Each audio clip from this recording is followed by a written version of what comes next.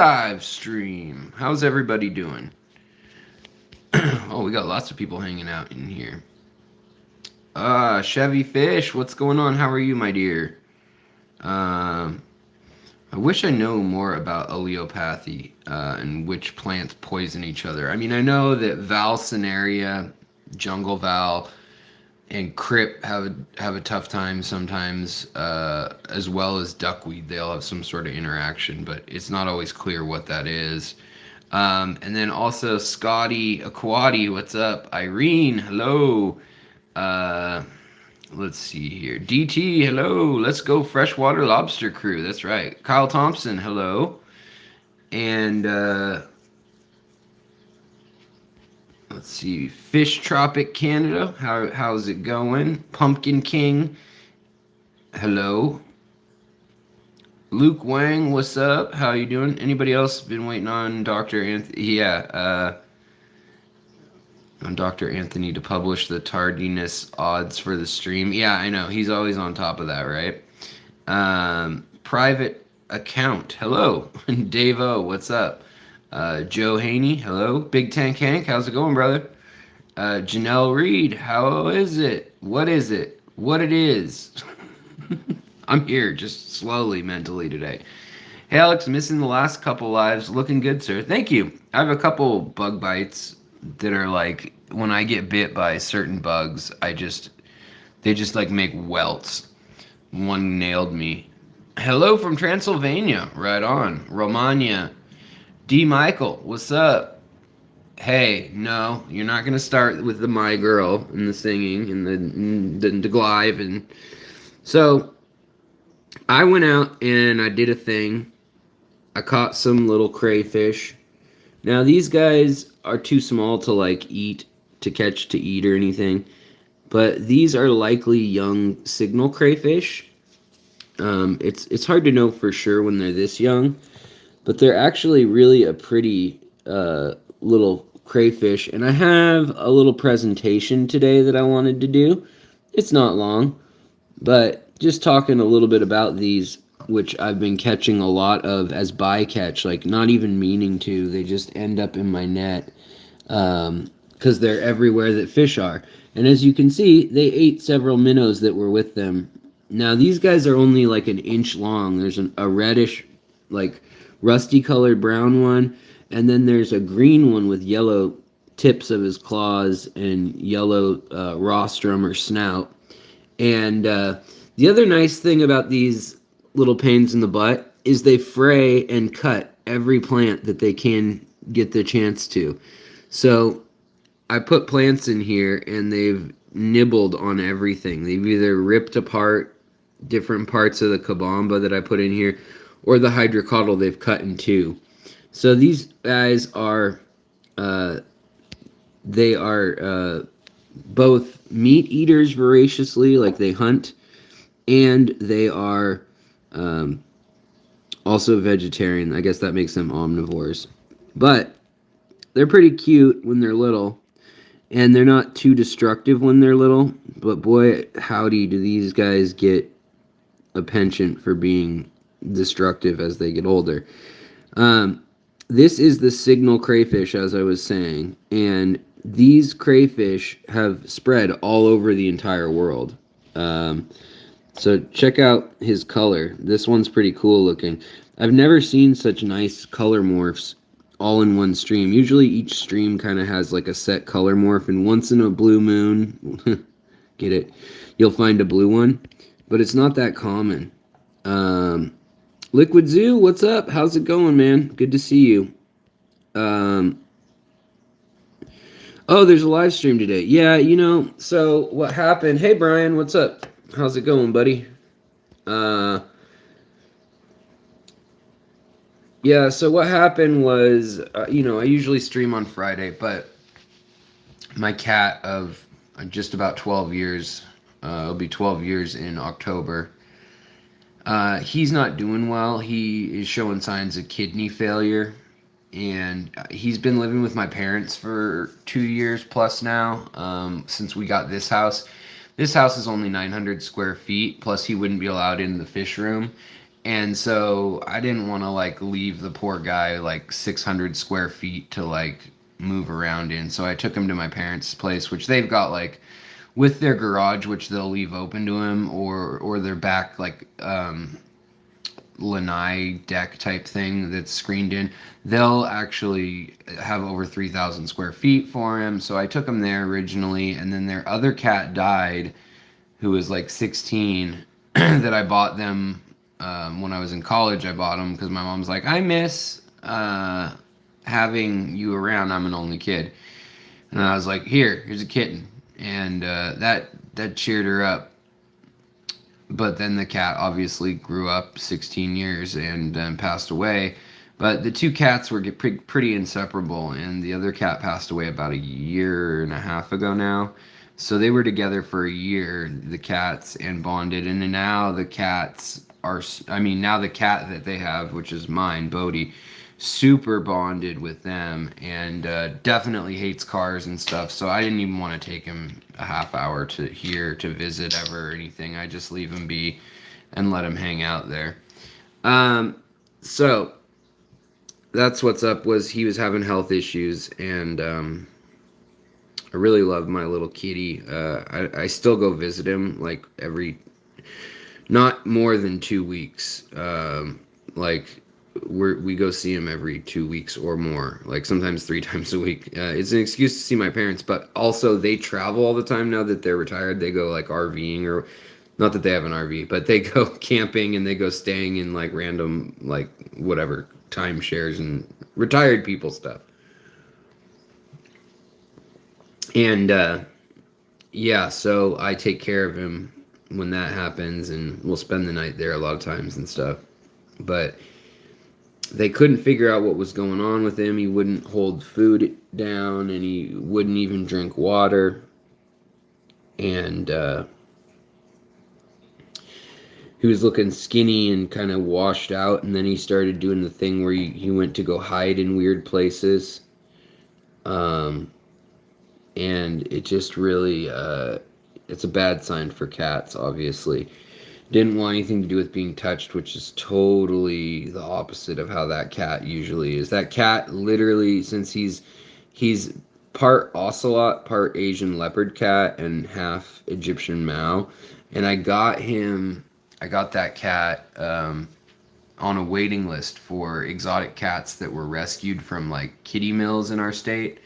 So I'd been waiting 4 years when I got him, and they came to the house, and at the time I had to prove that I was equipped to have it, and I actually had to get a special license and pay like a special tax stamp thing for, I think it's called Class B exotics.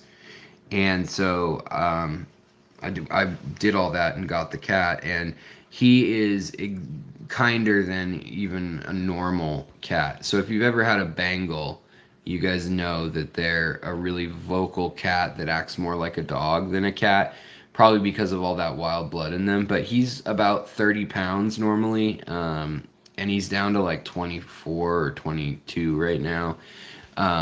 So that happened really quickly. It was a big bummer. Waterkeeper, hello. Carolyn, thank you. Bunny Viper, hello. And then Irene, how many orange Sakura shrimp can I stock in a 3.5 gallon? I have one in there right now, but I think it's a female. Wait, I think it's a female. There were 3, but 2 did not make it. Well, if the water parameters are stable and good and cycled, then you can keep, I don't know, 20 shrimp in a 3.5 gallon. Shouldn't be a problem. Plus, they're babies. It's kind of you just got to make sure that it doesn't get too dirty from the food you're feeding them. That's really the main thing.